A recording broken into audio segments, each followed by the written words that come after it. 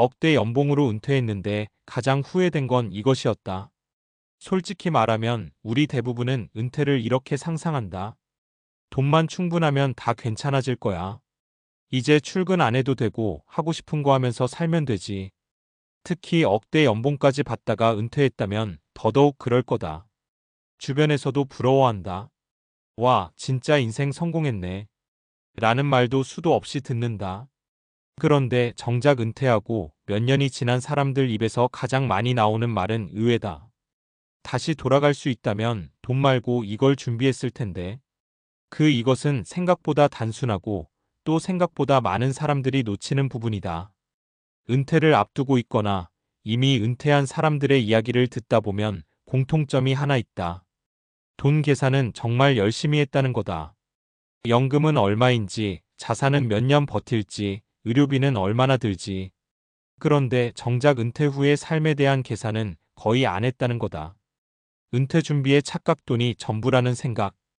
은퇴 준비라고 하면 대부분 재무 설계부터 떠올린다. 맞는 말이다. 돈은 정말 중요하다. 없으면 불안하고 있으면 선택지가 넓어진다. 문제는 돈만 준비하면 은퇴 준비가 끝났다고 착각하는 것이다. 현실은 다르다. 은퇴는 쉬는 기간이 아니라 완전히 다른 인생 챕터로 넘어가는 일이다. 직장이라는 구조, 역할, 정체성이 한 번에 사라진다. 이 변화에 대비하지 않으면 아무리 돈이 많아도 삶이 허전해진다. 억대 연봉을 받았던 사람일수록 이 간극이 더 크다. 하루에도 수십 통의 전화가 오고 회의실에서 결정권을 갖고 누군가에게 필요했던 사람이 어느 날 갑자기 오늘 뭐 하지? 를 스스로에게 묻게 된다. 이 질문에 답이 없을 때 후회가 시작된다. 사례 일일이 없으니까 내가 없는 느낌이더라. 첫 번째 사례는 대기업 임원으로 은퇴한 60대 초반 A씨다. 연봉은 억대를 훌쩍 넘겼고 퇴직금과 연금까지 포함하면 경제적으로는 전혀 문제가 없었다. 은퇴 초반에는 여행도 다니고 골프도 치면서 이게 인생이지 싶었다고 한다. 그런데 1년쯤 지나면서 이상한 감정이 들기 시작했다. 아침에 일어나도 급할 게 없고 누가 자신을 찾지도 않았다. 처음엔 자유라고 느꼈던 시간이 점점 공허로 바뀌었다. A씨가 가장 후회한 건 이거였다. 이를 대체할 나만의 역할을 하나도 만들어 놓지 않았다는 거. 직장 밖에서 쓸 수 있는 정체성, 예를 들면 강의, 멘토링, 봉사, 작은 사업 같은 걸 미리 준비했다면 어땠을까 하는 아쉬움이 컸다고 한다. 은퇴 후 가장 중요한 자산은 역할이다. 사람은 생각보다 역할에 의해 살아간다. 회사에서의 직함, 책임, 일정. 이게 사라지면 자유도 생기지만 동시에 삶의 중심축도 사라진다.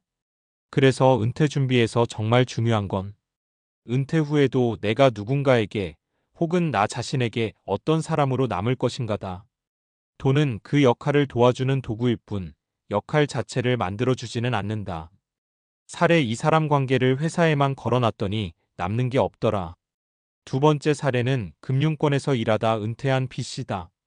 현역 시절엔 하루에도 수많은 사람을 만났다. 회식도 작고 인맥도 넓다고 생각했다.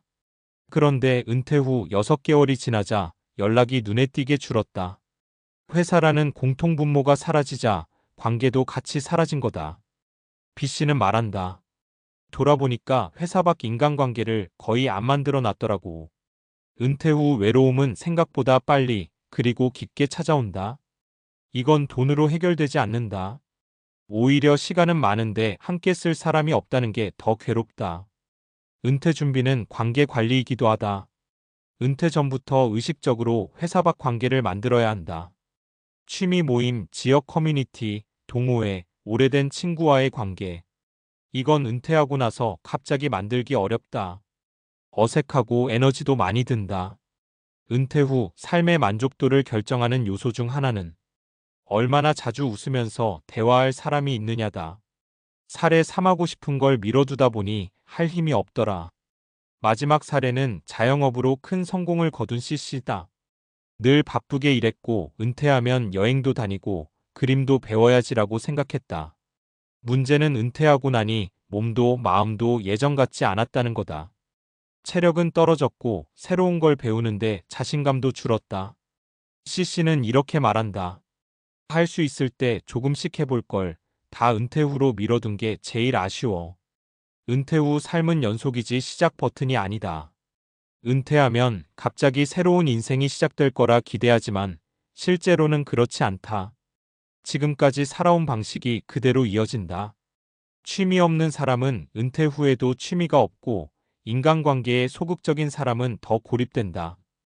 그래서 은퇴 준비는 지금의 삶을 조금씩 바꾸는 과정이어야 한다. 주말을 어떻게 쓰는지, 회사 밖에서 나를 설명할 수 있는 단어가 있는지, 돈 말고 즐거움을 느끼는 순간이 있는지. 이 질문에 답할 수 있다면 은퇴 준비는 이미 시작된 거다. 결국 억대 연봉으로 은퇴해도 후회는 남는다.